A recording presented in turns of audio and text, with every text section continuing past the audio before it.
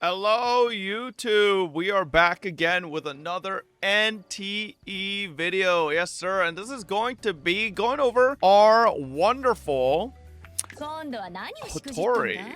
Yes, sir. So, if you guys don't know, Hotori just came out a little bit ago, and she is a very, very strong Cosmos character. I have her on her specialty arc, as well as I have her at level 60 right now, 57% crit rate, 103 crit damage. Obviously, I don't have full gold just yet, but soon. I'm just missing a couple pieces, as well as one more gold piece there. And if you see, Hotori wants Type 3 modules for Cosmos damage. Obviously, you could go Cosmos damage main like I have here, but I think I personally would probably err towards getting a crit rate main with obviously crit rate crit damage as well, because you are already getting a decent amount of Cosmos damage from her equip bonus here. So if you see, with my setup have 1, 2, 3, 4 Type 3s, so that's putting me at about 40% Cosmos damage, which is more than you get from here. So you could probably look for a crit rate piece here, which would be what I would go for personally. Beyond that, if you do get awakenings, I think her best ones specifically are, it's called All-Seeing. When Hotori is deployed, if there is only one enemy on the field, the entire team gets a 15% damage increase, which is really good. Obviously, it's only effective against bosses,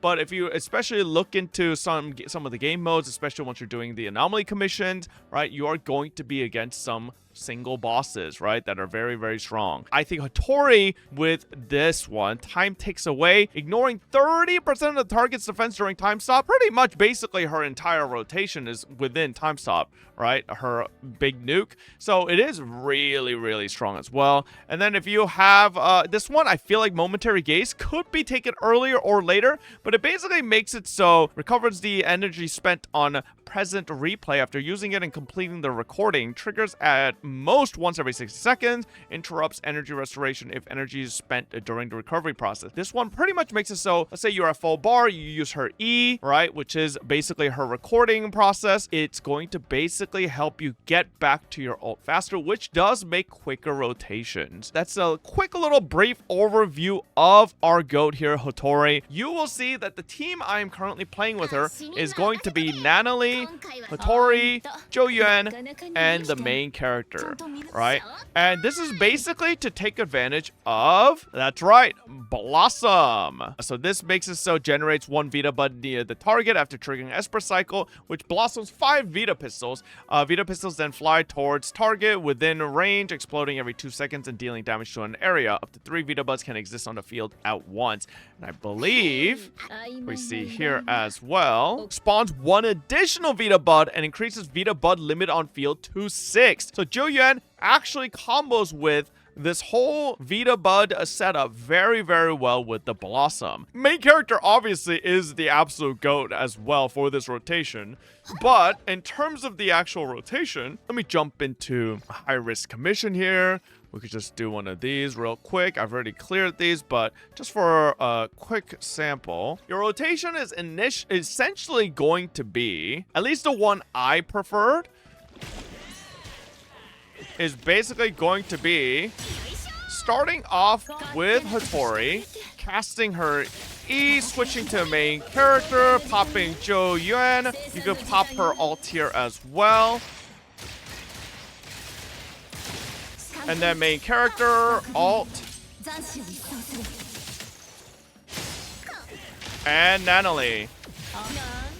And as you can see there, I have all of the stacks ready to go.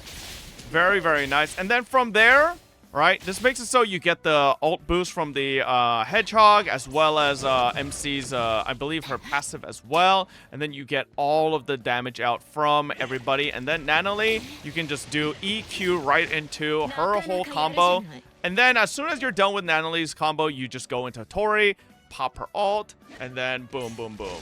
Right? That is essentially the rotation. So if I just do it real quick here, there are a couple other iterations of the rotations that I've personally seen myself. Let's see if we kind of want him to do his, yep.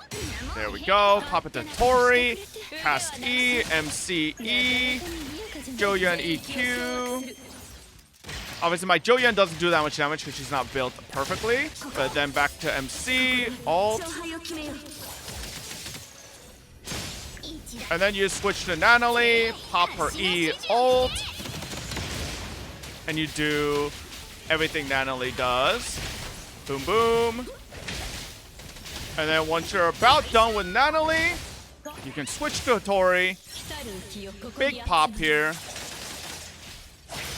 And the Hotori rotation obviously is pretty simple. And as you can see, the Vita Bud's going crazy there. And that is the general gist of the rotation. Now from here, I like to sit on Hotori for a little bit just to get her E up again. Obviously here, you could probably fit into it another rotation of the other characters as well. You don't really have to sit on Hotori, but you know, time isn't too much of a hassle for me here because this isn't the most difficult one. But basically, oops. And then now we could do it again.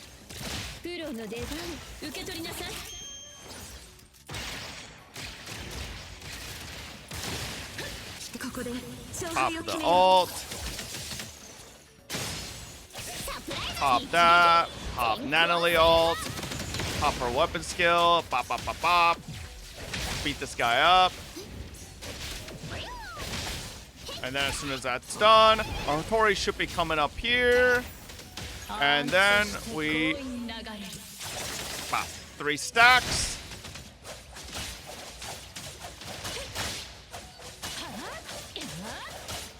And there we go. And that's pretty much the rotation. Now, everything from here is pretty much going to be, everything else is filler as you need to. Like here, we could pop this again, and then pop that. Joyen EQ, or QE, whichever you prefer. MC ult. And then Natalie EQ. And those should all get recorded. Now, obviously, our Hotori is going to take a little bit to get to our ult now, but... Ooh. Getting a little beat up here. But that's the whole gist. Pretty solid setup. This makes it so that you pretty much will always have Hotori at 3 stacks. You get your ult MC buffs onto Natalie as well. She does her whole rotation. Vita pills are going off non-stop. Vita buds are going off the entire time.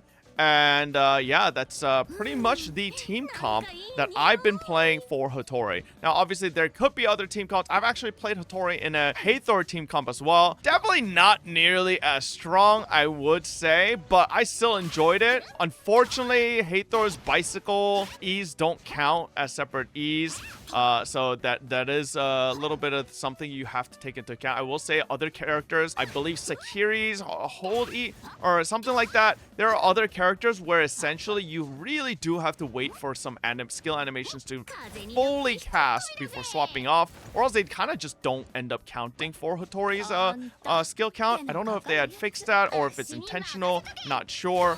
But yeah, that is pretty much how you play Hotori. Extremely nice. You could obviously, you know, if for some reason you guys haven't tried this out yourselves, this meter there basically is a time stop, right? So you can do, wait, boom.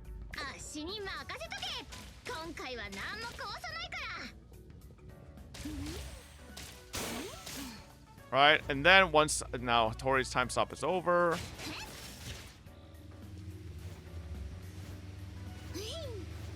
Goodbye, sweet angel.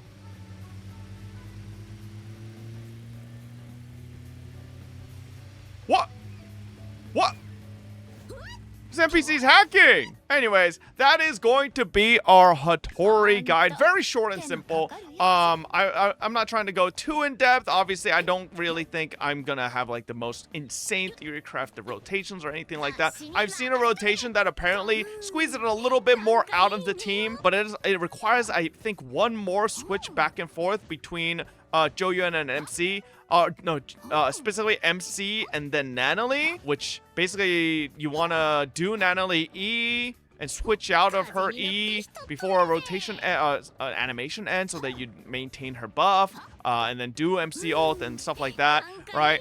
I've seen that, but I personally didn't really think for like the average player, anybody would want to switch around that much. Even then, this team already is switching from Hotori to MC to Joyuan, back to MC for alt, and then Nanalie. So it's already quite a bit of swapping. So, you know, I didn't want to add an extra layer to that. But yeah, that's gonna be it for our Hotori character, as well as a quick team building guide. If you guys enjoyed that video, leave a like and a comment down below. And yeah, if you guys want to catch up on any of our streams, twitch.tv/FawMaster, 3:30 p.m. Pacific, all the way to whoever knows what time every single day, 365 days of the year. And I'll see you guys next time. Thank you for watching. Bye-bye.